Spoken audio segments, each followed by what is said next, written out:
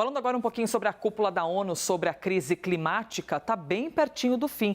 Hoje, o governo da Noruega anunciou mais 50 milhões de dólares para o Fundo de Proteção aqui para a nossa Amazônia. Vamos então com o Matias Brotero, ele que está em Dubai. É com ele que a gente conversa agora ao vivo. Tudo bem, né, Matias, que a nossa Amazônia também faz parte de outros países, mas aproximadamente 50% do território dela é dentro do nosso Brasilzão.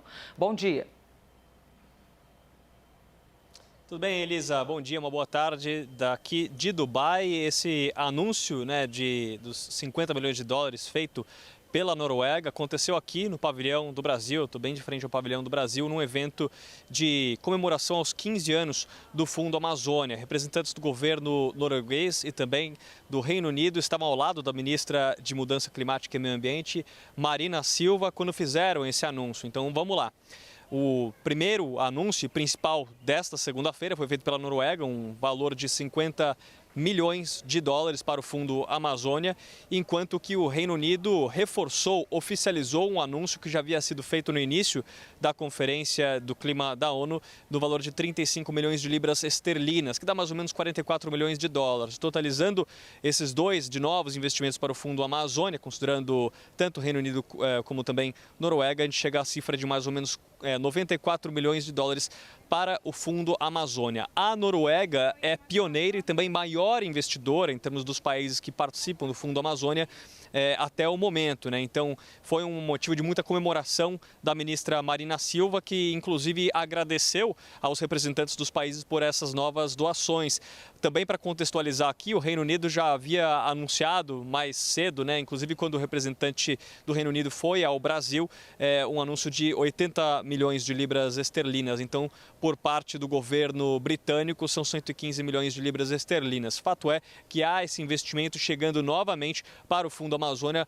A ministra Marina Silva comemorou bastante e ela, inclusive, aproveitou no discurso dela para voltar a falar a respeito do uso dos combustíveis fósseis, que é o principal entrave até agora nas negociações na COP28. Em tese, a COP termina amanhã, na terça-feira. O Sultão Al-Jaber, que é o presidente da conferência, diz que vai entregar esse texto até amanhã, mas observadores não estão otimistas e essa seria, inclusive, a primeira vez que isso aconteceria, né? Geralmente, o que acontece é que a COP acaba passando um pouco do tempo previsto. Mas a principal entrave é em relação aos termos que devem ser utilizados se a redução do uso dos combustíveis fósseis, a gente sabe aqui que é necessário para reduzir o aquecimento global, forem de fato colocados no texto. A informação que nós temos de alguns observadores que estão dentro dessas negociações é de que países como o Iraque e a Arábia Saudita, na noite de ontem, na madrugada de ontem, não entraram em acordo. E a gente está falando de 198 nações que estão trabalhando aqui nas negociações. Então, há sim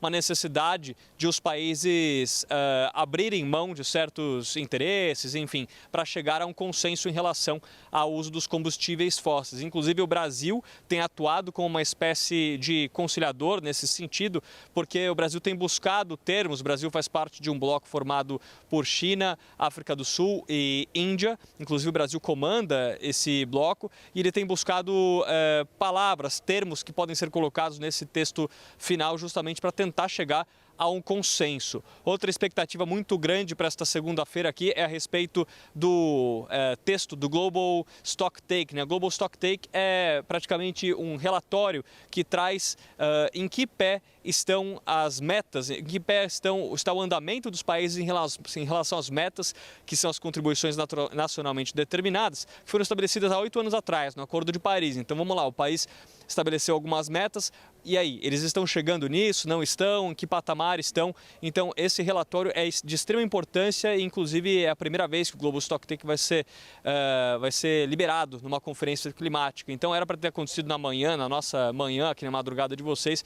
Isso não aconteceu ainda, mas a ministra do Meio Ambiente do Brasil, Marina Silva, tem uma coletiva de imprensa prevista para daqui a mais ou menos meia hora. A gente está tentando, evidentemente, perguntar para ela em que pé estão essas negociações, o Global Stocktake, a participação do Brasil nessa história toda, e também a gente está aguardando um posicionamento do próprio presidente da Conferência do Clima, que inclusive, vale a gente contextualizar também, dirige uma estatal de petróleo aqui dos Emirados Árabes Unidos, ele que deve também trazer algumas atualizações e todas as novidades a gente vai trazendo ao longo da nossa programação. Elisa.